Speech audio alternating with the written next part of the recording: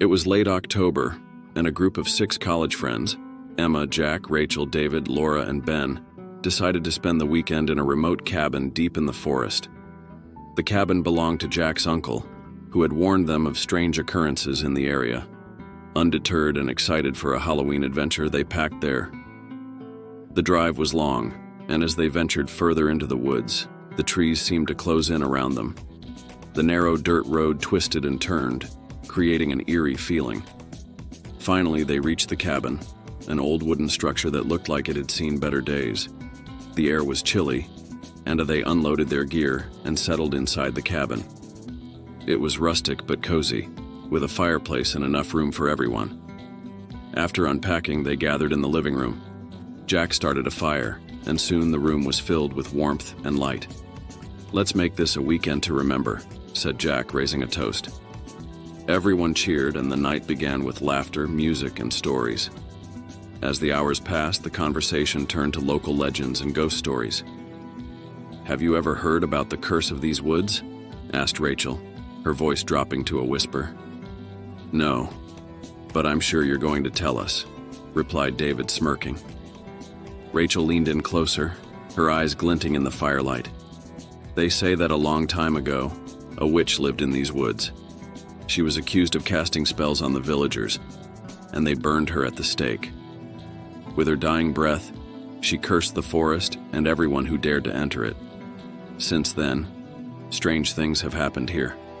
People go missing, strange lights are seen at night, and some say they hear her voice calling out for revenge." The group laughed nervously, but the story left a lingering sense of unease.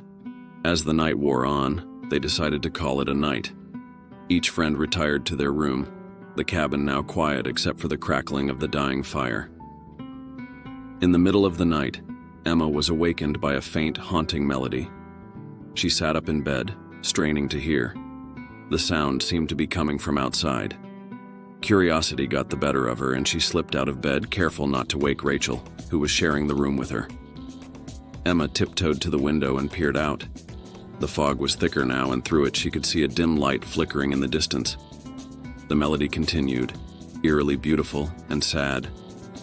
She felt a chill run down her spine but couldn't look away. Suddenly, a shadowy figure appeared in the fog, moving towards the cabin. Emma's heart raced as she tried to make out who or what it was.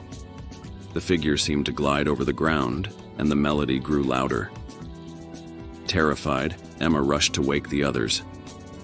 "Guys, wake up! There's something outside!" The friends groggily gathered in the living room, listening to Emma's frantic explanation. They looked outside, but the fog obscured everything. "Maybe it's just someone passing by," suggested Ben, trying to sound reassuring. "No one just passes by here," Jack replied, his voice tense. "We're miles from the nearest town." They decided to investigate. Armed with flashlights, they stepped out into the cold night. The fog swirled around them, making it hard to see more than a few feet ahead. The melody had stopped, leaving an eerie silence. They split into pairs and started searching the area around the cabin. Emma and Jack headed towards where she had seen the figure. As they walked, they felt an increasing sense of dread. "Do you think it could be the witch's ghost?" Emma whispered. Jack shook his head. "I don't believe in ghosts, but something doesn't feel right." Suddenly, they heard a scream. It was Laura.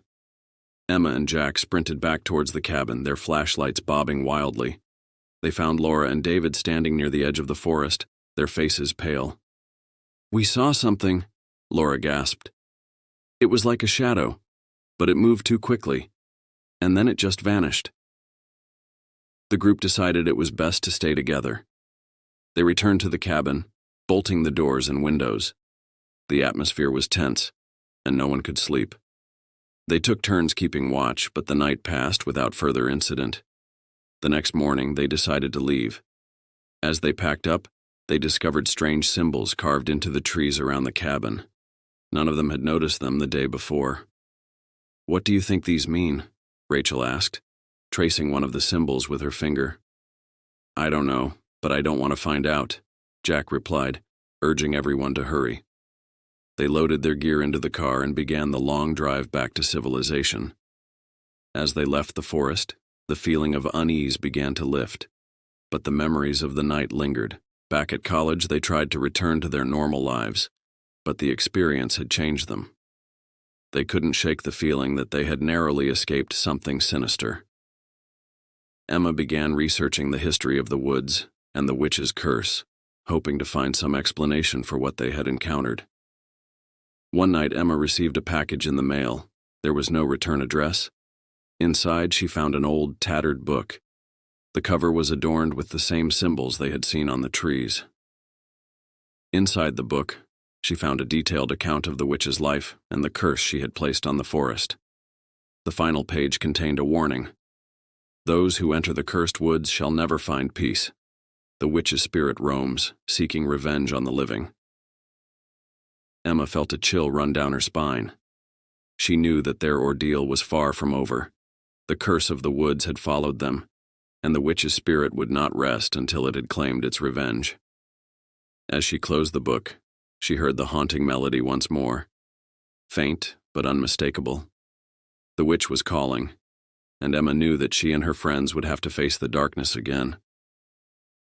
The adventure that began as a thrilling weekend getaway had turned into a nightmare that would haunt them forever. If you enjoyed this story, please like, comment, and subscribe for more spine-chilling tales.